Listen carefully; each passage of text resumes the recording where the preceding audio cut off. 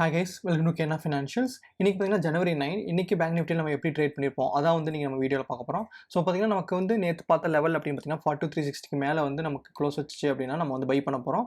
அதே சமயம் பார்த்தீங்கன்னா 41,900 இல்லை 41,880 கீழே வரும்போது நம்ம வந்து செல் பண்ண போகிறோம். ஸோ அதை பேஸ் பண்ணி தான் நம்ம வந்து நீங்கள் ட்ரேட் எடுத்தோம். ஸோ இப்போ நம்ம எப்படி பண்ணலாம் அப்படின்னு சொல்லிட்டு நம்ம ஸ்டெப் பை ஸ்டெப்பாக வந்து பார்ப்போம் வாங்க.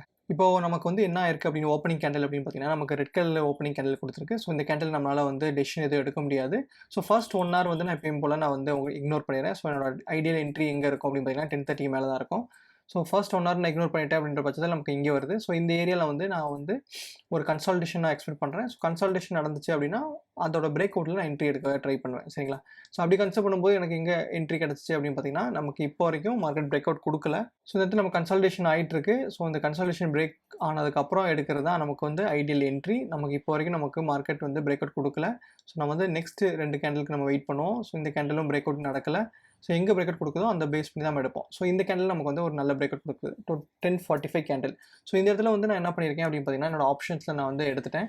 ஸோ எடுத்துகிட்டு என்னோட டார்கெட் அப்படின்னு பார்த்தீங்கன்னா கிட்டத்தட்ட வந்து 42,750 ஆர் 42,800 வரைக்கும் மார்க்கெட் மறுபடியும் போகிறதுக்கு சான்ஸ் இருக்குது அப்படின்னு சொல்லிட்டு தான் எதிர்பார்த்தேன். என்ன ஆயிடுச்சு அப்படின்னு சொல்லிட்டு நம்ம வீடியோவில் லைவ் பொசிஷன்ஸில் நம்ம பார்ப்போம். சரிங்களா?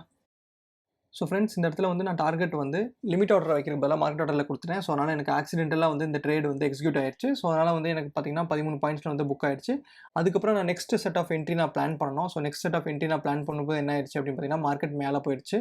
ஸோ மேலே போகும்போது நான் மறுபடியும் லிமிட் ஆர்டர் ப்ளேஸ் பண்ணி அட்ஜஸ்டட் ப்ரைஸில் எடுத்தேன். ஸோ அப்பயுமே வந்து பார்த்தீங்கன்னா என்னோட ப்ரீமியம் ஹையில் தான் இருந்துச்சு. ஸோ என்னோட ப்ரீமியம் நெக்ஸ்ட் நான் எடுக்கும்போது பார்த்தீங்கன்னா 325 ருபீஸ்க்கு நான் ஒரு ப்ரீமியம் எடுத்துட்டேன். ஸோ இந்த தடவை வந்து 300 குவான்டிட்டி எடுத்திருக்கேன். ஸோ என்னோட எக்ஸ்பெக்டேஷன் அப்படின்னு பார்த்தீங்கன்னா 400 ருபீஸ் போகணும். அதான் என்னோட எக்ஸ்பெக்டேஷன். ஸோ நான் வந்து எடுத்தோடனே 400 ருபீஸ் நான் டார்கெட் வச்சுட்டு அதுக்கப்புறம் வந்து பார்த்தீங்கன்னா நான் வந்து ட்ரேட் பார்க்கல. ஸோ கொஞ்ச நாள் கழிச்சு நான் பார்க்கும்போது எனக்கு பார்த்தீங்கன்னா மார்க்கெட் நல்லாவே கீழே வந்துருச்சு. ஸோ அதோட ஹை ப்ரைஸ் எவ்வளோ தூரம் போயிருக்கு அப்படின்னு பார்த்தீங்கன்னா 370 ருபீஸ் வரைக்கும் தான் போயிருக்கு. எனக்கு வந்து பார்த்தீங்கன்னா 28 பாயிண்ட்ஸ் ஹிட் ஆகலை. ஸோ 28.400 போயிருந்துச்சுன்னா நான் எக்ஸிட் ஆகிருப்பேன். அப்படி இல்லாதனால எனக்கு கீழே வந்து என்ன ஆயிடுச்சு அப்படின்னு பார்த்தீங்கன்னா மார்க்கெட் நல்லாவே கீழே வந்துருச்சு. ஸோ ஸ்டாப் லாஸ் இல்லாத காரணத்தினால நமக்கு என்ன ஆயிடுச்சு அப்படின்னு பார்த்தீங்கன்னா ஒரு 30,000 to 40,000 வந்து லாஸில் வர ஆரம்பிச்சிருச்சு. பட் இன்னுமே வந்து நம்ம இந்த இடத்துல என்ன டெசிஷன் எடுக்கலாம் அப்படின்னு சொல்லிட்டு நம்ம பார்க்கும்போது நமக்கு வந்து மார்க்கெட் டெம்பரரியாக சப்போர்ட் எடுக்கிற சான்ஸ் இருக்குது அப்படின்னு சொல்லிட்டு அதை பேஸ் பண்ணி நான் வந்து ட்ரேடை ஹோல்ட் பண்ணுறேன். ஸோ ஓவராலாக வந்து நம்ம 300 குவான்டிட்டி வாங்கியிருக்கோம். இந்த 300 குவான்டிட்டி நமக்கு 70 பாயிண்ட்ஸ் லாஸ் ஆனனால 18,000 கிட்ட நமக்கு லாஸ் ஆயிருக்கு. ஸோ இதில் வந்து பார்த்திங்கன்னா ஒரு முக்கியமான சேலஞ்ச் இதில் எப்படி இருக்கும் அப்படின்னு பார்த்தீங்கன்னா ப்ராஃபிட் வரும்போது நம்ம ஈஸியாக ஹோல்ட் பண்ண முடியும். ஆனால் லாஸ் வரும்போது நம்ம வந்து ஹோல்ட் பண்ண முடியாது. ஏன் அப்படி சொல்கிறேன் அப்படின்னா அந்த லாஸ் வந்து ரொம்ப அதிகமாக போகிற சான்ஸ் இருக்குது. அப்போது வந்து நம்மளோட ஸ்டேட் ஆஃப் மைண்ட் வந்து பயங்கரமாக இருக்கும். இப்போது வந்து நமக்கு லாஸ் ஆல்ரெடி அதிகமாக போயிட்டுருக்கனால நம்ம வந்து அந்த கேஸில் வந்து ரொம்ப பேனிக் ஆகக்கூடாது. எது நம்ம வந்து கட் பண்ணணும், அப்படி இல்லை அப்படின்னா நம்மளோட அனாலிசிஸ் பண்ணிவிட்டு அதை அனாலிசிஸ் பேஸ் பண்ணி நம்ம வந்து வெளியே வரணும். சரிங்களா? ஸோ அதை பேஸ் பண்ணி தான் நான் என்ன பண்ணியிருக்கேன் அப்படின்னு பார்த்தீங்கன்னா நான் வந்து அந்த இடத்துல ஒரு புல் பேக் எக்ஸ்பெக்ட் பண்ணேன். ஸோ அந்த புல் பேக் மேலே வந்த உடனே நான் வந்து எக்ஸிட் ஆகிட்டேன். ஸோ என்னோட ஸ்டாப் லாஸ் அரௌண்ட் 70 ருபீஸில் நான் தப்பிச்சிட்டேன். ஸோ ஓவராலாக வந்து 18,390 ருபீஸ் லாஸ் புக் பண்ணிட்டேன். ஸோ இப்போ நாளைக்கு மார்க்கெட் நம்ம என்ன பண்ணுறோம் அப்படின்னு சொல்லிட்டு பார்ப்போம். ஸோ நாளைக்கு மார்க்கெட்டுக்கு நம்ம என்ன பண்ண போகிறோம் அப்படின்னு பார்த்தீங்கன்னா நமக்கு நேற்று வரைஞ்ச ட்ரெண்ட் லைன் அப்படியே தான் இருக்குது. அந்த ட்ரெண்ட் லைன் நான் ரிமூவ் பண்ணல. சரிங்களா? ஸோ இப்போ வந்து நமக்கு மார்க்கெட் வந்து இந்த இடத்துல நின்றுச்சு, ஹால்ட் ஆயிடுச்சு. ஸோ இப்போ வந்து நம்மளோட பிளான் ஆஃப் ஆக்ஷன் நாளைக்கு எப்படி இருக்கணும் அப்படின்னு பார்த்தீங்கன்னா 42,400 கீழே வந்து நம்ம வந்து செல் பண்ண போகிறோம். 42,400 எக்ஸாக்டாக வந்து பார்த்தீங்கன்னா 42,415 கீழே நம்ம வந்து செல் பண்ண போகிறோம். அதே சமயம் வந்து 42,700 மேலே மறுபடியும் பை பண்ண போகிறோம். சரிங்களா? ஸோ இது வந்து நமக்கு ஒரு டைப் ஆஃப் ஸ்ட்ரக்சர் இங்கே டினோட் ஆகிட்டு இருக்குது. இது என்ன ஸ்ட்ரக்சர் அப்படின்னு பார்த்தீங்கன்னா நமக்கு வந்து ஹெட் அண்ட் ஷோல்டர் பேட்டர்ன்.